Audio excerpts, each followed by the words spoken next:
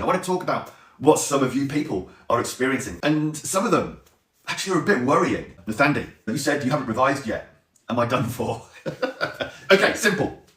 The best time to start revision was 3 months ago, 2 months ago, a year ago. So when's the second best time? Because that's gone.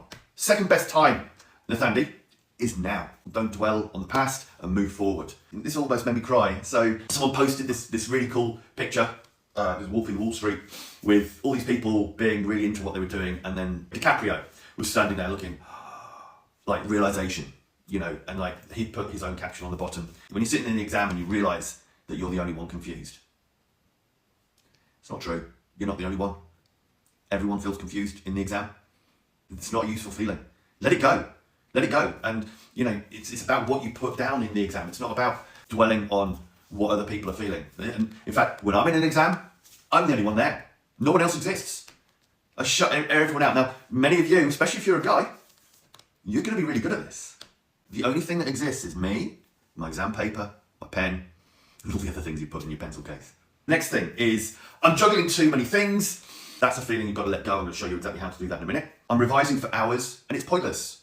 Well, you're either revising the wrong thing, or you're not reflecting on what you've won. You spend 10 minutes doing a past paper question. You're not going to change the directory of your whole exam in 10 minutes, but you're going to have a win there. If you're spending time on it, you want to win at the end of it. So go through the process of deciding what question you're going to do. Well, I don't like that topic. I don't like simultaneous equations. I'm going to do that question. It looks hard.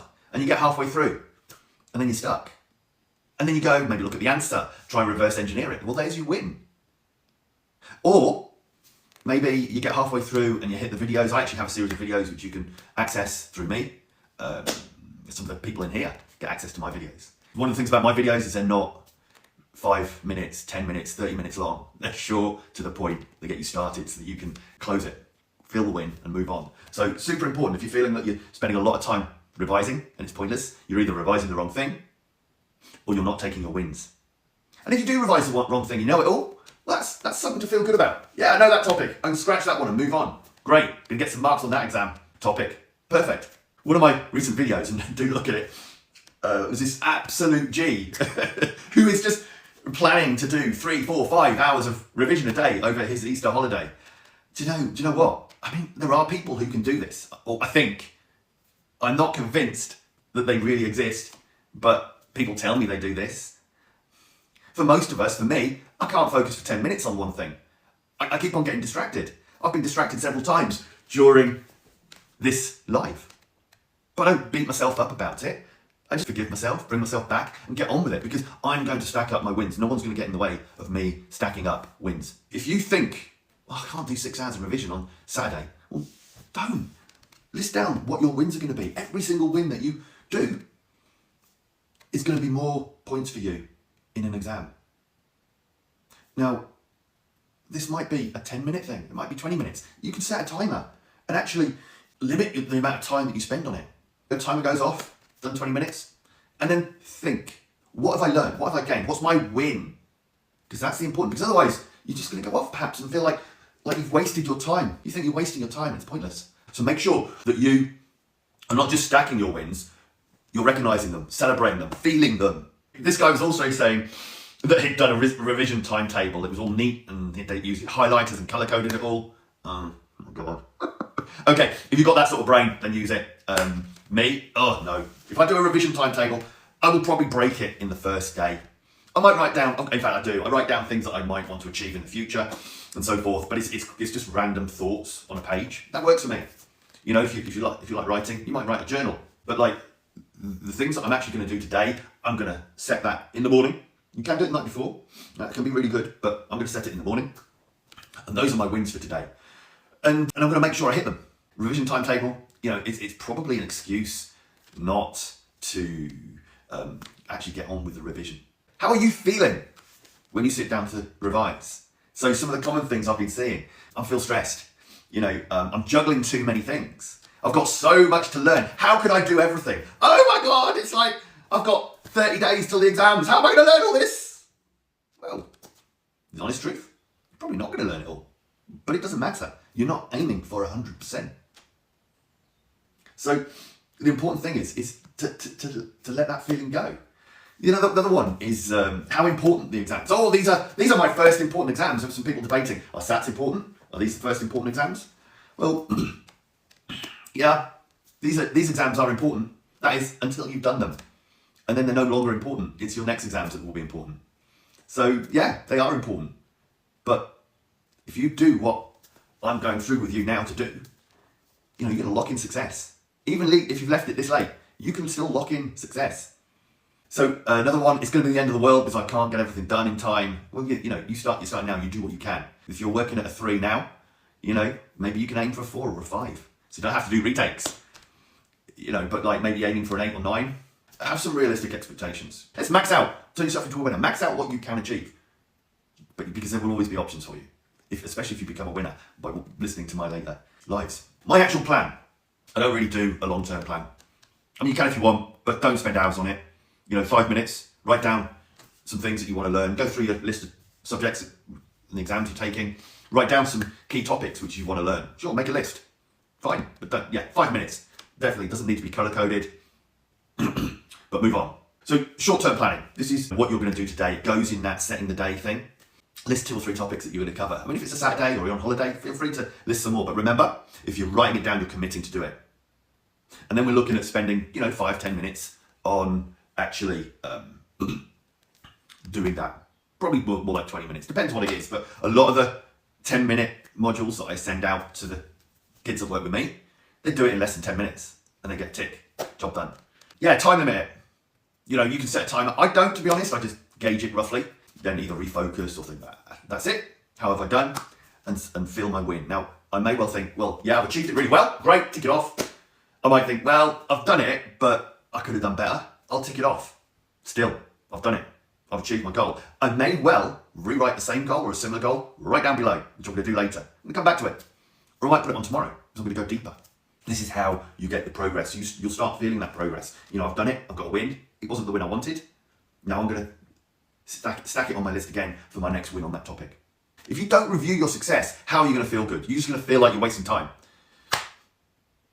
Review your progress. If it was too easy, perhaps you are wasting your time. But even that's a win. If you have put some revision in your setting your day plan, then it's really easy. You do it in a couple of minutes. We'll tick it off. It's a win. I don't need to do that. But you've still got time. Add something to your list to make it a big win. Okay, or a little bit big win. The way you get the big win is by stacking up lots of these small wins. That's how successful people get ahead. When you've reviewed your success, feel that feeling of success, winning. It's important. We are motivated by how we feel. So enjoy the good feelings. People keep asking, well, I'm doing flashcards, I'm doing this, that, and the other, and it's not working. You need to think about the type of learner you are. So the main types of learner that you might be, and there's loads, is audio, visual, kinesthetic, and read-write. Knowing which one you are is awesome. It's about how you best take information in. So let me reveal to you, I'm mainly a kinesthetic learner. And if you're a kinesthetic learner as well, you probably don't read instructions. You'll pull something out of a box and just start playing with it and figuring it out. You probably fidget in class. You might be the kid that the teacher was always saying, sit still. We're often told that we're the naughty boys. It's not that you're naughty, you just learn differently. Sitting still and listening might not be the best way. So if you're a kinesthetic learner, you actually need to be actively involved. Just listening to someone on a YouTube video ain't gonna cut it. You actually need to have perhaps a pen and paper or something to write on to actually interact with it as you're doing it. Anything interactive. Maybe get someone to quiz you, get a friend, a family member. You're actively involved in doing it then. Audio learners, listening. You need to listen to it. Well, YouTube videos, great. Someone explaining things to you, hearing the words, perhaps as you're going through it. So you probably have an easier time at school than most others because in school it's mainly sit still and listen. Well, that suits you, yeah? So use it when you're doing this. And then you have visual learners. I'm a little bit visual, so I can relate to this. So this is about seeing it, seeing the pictures. If you're a visual learner, when you're doing a maths problem, you definitely want to be drawing it. If you're doing an English paper, you might map out each of the paragraphs, putting a key word into each of the different paragraphs to remind you what the order of your paragraphs are going to be when you're structuring your answer. But yeah, you see a question in a maths paper, draw on it. This is your visual. You need to get that drawing out to make sure that you are engaging and getting the best out of you. Flashcards, actually quite good for visual learners. Read-write. So this is about reading stuff and writing stuff. So journal it. Actually do the problems. Just watching someone else do it might work for a visual learner, ain't going to work for you. You actually need to be writing it down. A really good strategy here is to look at a problem and bullet point what it is, or journal how you're going to do it. And actually the process of writing it down is going to cement it in your brain. These are the main 4 types of learner. You probably don't fit just one, you might fit 2, you might have one that's stronger, you might even fit 3 of them. But understanding which one you are is super important. So next thing is the environment you're in, okay? So some people say a noisy environment is bad. Maybe, not necessarily for you. For me, I want to be in the garden. Every single time I was revising for exams, it's summer, I'm going out in the garden, sitting in the conservatory, getting as close to the natural world as I can. You know, the plants and the trees, it's all a bit woo-woo. You might be someone who wants to be in a quiet space with no distractions. Well, get in it. You will know. You know, do you get distracted with noise? Some people can't stand music in the background.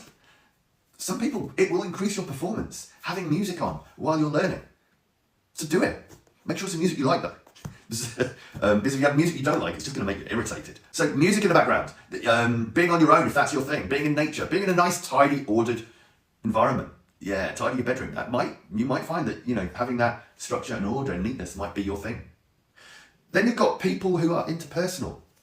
So, you know, do you revise on your own? Maybe. If you like to reflect and think about what you've done without distractions, yeah, being on your own is great. But you might be someone who likes to be around people, chatting things through, thinking through thoughts. That's me.